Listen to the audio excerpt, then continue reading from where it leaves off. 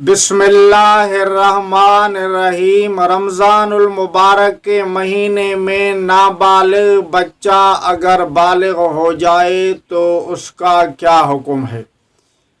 और नंबर 2, रमज़ान के महीने में काफिर मुसलमान हो जाए तो फिर उसके रोज़ों का क्या हुक्म है। नंबर 3, मुसाफिर आदमी अगर घर पहुंच गया रमज़ान के महीने में दिन को तो उसका क्या हुक्म है।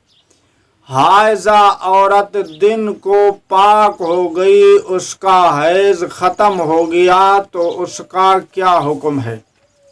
इन तमाम सवालात के जवाबात इंशाअल्लाह ताला आपके सामने बयान करेंगे, लेकिन आपने वीडियो मुकम्मल देखनी है। चैनल को सब्सक्राइब ज़रूर करना है और लाइक भी करना है और दोस्तों के साथ शेयर भी करना है। पहले नंबर पर, अगर रमज़ान के महीने में नाबालिग बच्चा बालिग हो जाए तो उसका क्या हुक्म है। क्योंकि नाबालिग बच्चा शरीयत के अहकामात का मुकल्लफ नहीं होता, बालिग होने के बाद फिर वो शरीयत का मुकल्लफ हो जाता है। नमाज रोज़े वगैरह फिर उसके ऊपर लाजिम हो जाते हैं। तो अब बालिग होने के बाद क्या हुक्म है। मिसाल रमज़ान के 10वें या 11वें रोज़े को वो बालिग हो गया तो पहले दिन जो गुजरे तो उनका क्या हुक्म है। तो उसका हुक्म ये है कि जो दिन गुजर गए वो दिन इसके ऊपर कज़ा करना लाजिम नहीं है। बकाया दिन बस जितने हैं रमज़ान के उनका रोज़ा रखना इसके ऊपर फ़र्ज़ है। और उसके साथ साथ इसके ऊपर ये भी लाजिम है कि मिसाल दोपहर को या सुबह के टाइम ये बालिग हो गया, ये जो है खाएगा पिएगा नहीं। रमज़ान के एहतराम की वजह से ये अपने आप को खाने पीने से बंद रखेगा दूसरे रोज़ेदारों की तरह। इसको कहते हैं तशब्बु बिस्साइमीन।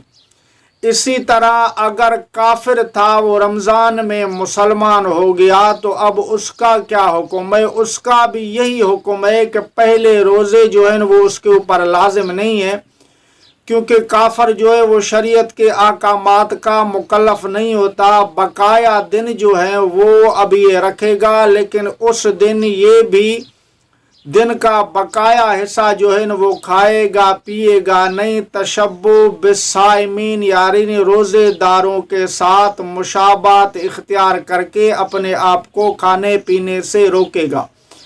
तीसरे नंबर पर, हाइज़ा औरत अगर पाक हो गई दिन को तो उसके लिए भी यही हुक्म है कि वो उस दिन खाएगी पिएगी नहीं। ये दिन जितने भी हैज़ में गुजर गए वो दिन रमज़ान के बाद जो है न वो कज़ा करके रखेगी। ये भी तशब्बु बिस्साइमीन करेगी, यानी दिन का जितना बकाया हिस्सा है ये खाएगी पिएगी नहीं। ये दिन उसको कज़ा करना पड़ेगा, लेकिन रोज़ेदारों के साथ मुशाबात की वजह से रमज़ान के एहतराम की वजह से अपने आप को खाने पीने से बंद रखेगी।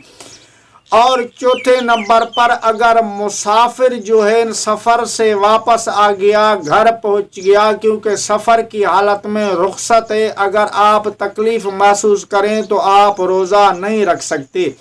लेकिन अब घर में आने के बाद यानी मिसाल ये घर में दोपहर को पहुंच गया या दोपहर से पहले पहुंच गया या दोपहर से बाद पहुंचा, तो अब इसका क्या हुक्म है। तो उसके लिए देखा जाएगा कि अगर ये दोपहर से यानी निस्फ नहार ज़वाल से पहले पहुंचा है और फिर देखा जाएगा कि इसने सुबह से कुछ खाया पिया है या नहीं है। अगर खाया पिया इसने कुछ नहीं है तो ये नियत कर ले, इसके लिए रोज़ा काफ़ी हो जाएगा।